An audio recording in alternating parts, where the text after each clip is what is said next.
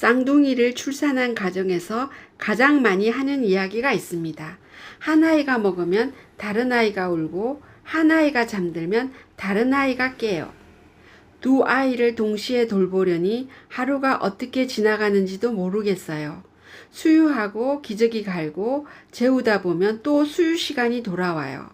특히 신생아 쌍둥이를 처음 돌보는 부모님이라면 이런 상황이 더욱 힘들게 느껴질 수 있습니다. 그래서 노원 산후도우미 쌍둥이 케어에서 중요하게 생각하는 바로 쌍둥이 먹놀잠 루틴입니다.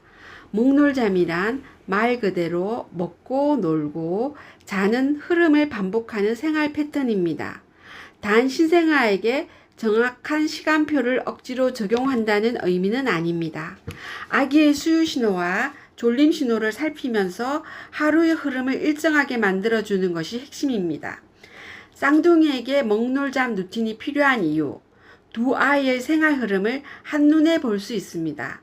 한 명의 아기를 돌볼 때도 수유, 트림, 기저귀 수면을 계속 확인해야 합니다.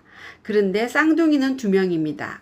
첫째 수유를 하고 있는데 둘째가 울고 둘째를 달래는 사이 첫째가 잠에서 깨는 일이 반복될 수 있습니다. 이럴 때 먹놀잠이라는 큰 흐름을 만들어 놓으면 두 아이의 하루를 훨씬 쉽게 파악할 수 있습니다. 수유, 트림, 기저귀, 짧은 놀이 및 교감, 수면, 흐름을 반복하면서 두 아이의 생활을 관찰하는 것입니다. 이렇게 하면 산모와 산후도우미가 다음 단계에서 무엇을 해야 하는지 예측하기가 쉬워집니다. 쌍둥이 육아에서 가장 중요한 동시성을 만들 수 있습니다.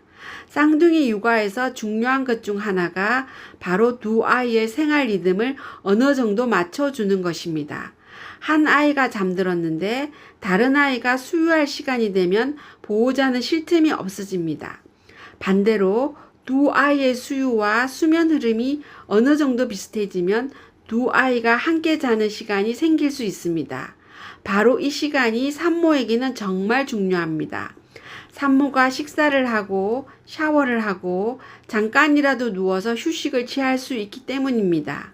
서울시 관련 자료에서도 출산 후 어려움을 느끼는 주요 요인으로 수면, 휴식 시간, 부족과 양육 부담 등이 보고된 바 있습니다. 따라서 쌍둥이 먹놀잠은 단순히 아기의 생활을 편하게 만드는 것이 아니라 엄마의 회복을 돕는 육아 방법이기도 합니다. 산후도우미와 부모가 같은 방식으로 아기를 돌볼 수 있습니다. 쌍둥이를 돌볼 때 가장 힘든 부분 중 하나는 사람이 바뀌면 돌봄 방식도 달라지는 것입니다. 엄마는 이렇게 생각하고 있는데 산후도우미는 다른 방법으로 돌보고 아빠가 아기를 돌볼 때는 또 다른 방법으로 돌본다면 아기의 생활 흐름을 파악하기 어려워집니다. 그래서 노원 산후도우미 쌍둥이 케어에서는 먹놀잠이라는 기본적인 흐름을 공유하는 것이 중요합니다. 예를 들어 먹기, 트림, 기저귀 확인, 눈 맞춤, 말 걸기, 졸림 신호 확인, 잠자리 이런 순서를 기본으로 정해놓으면 보호자가 바뀌어도 아기를 돌보는 흐름을 쉽게 이어갈 수 있습니다. 두 아이의 상태를 비교해서 관찰하기 좋습니다. 쌍둥이라고 해서 두 아이가 똑같지 않습니다. 같은 날 태어난 쌍둥이라도 한 아이는 잘 먹고 오래 자는 반면 다른 아이는 자주 깨거나 수유량이 다를 수 있습니다. 그래서 쌍둥이 먹놀잠 루틴은 똑같이 키우는 것이 아니라 같은 흐름 안에서 각각의 차이를 관찰하는 것이라고 생각해야 합니다. 예를 들어 첫째는 수유 후 편안하게 잠들었는데 둘째는 계속 보챈다면 둘째가 왜 힘들어하는지, 수유량은 괜찮은지, 트림은 충분한지, 졸린 신호를 놓친 것은 아닌지 등을 살펴볼 수 있습니다. 쌍둥이의 수유, 수면, 배변 등을 아이별로 기록해 두는 것도 도움이 됩니다. 두 아이가 비슷하게 보이기 때문에 기록을 분리해 두면 보호자가 인수인계가 훨씬 편해집니다. 산모가 오늘 하루도 아무것도 못했다는 느낌에서 벗어날 수 있습니다. 쌍둥이를 키우다 보면 하루 종일 아기를 돌봤는데도 집안일은 그대로이고 식사도 제대로 못하는 경우가 있습니다. 특히 수유 시간이 계속 엇갈리면 산모에게 휴식 시간이 거의 생기지 않습니다.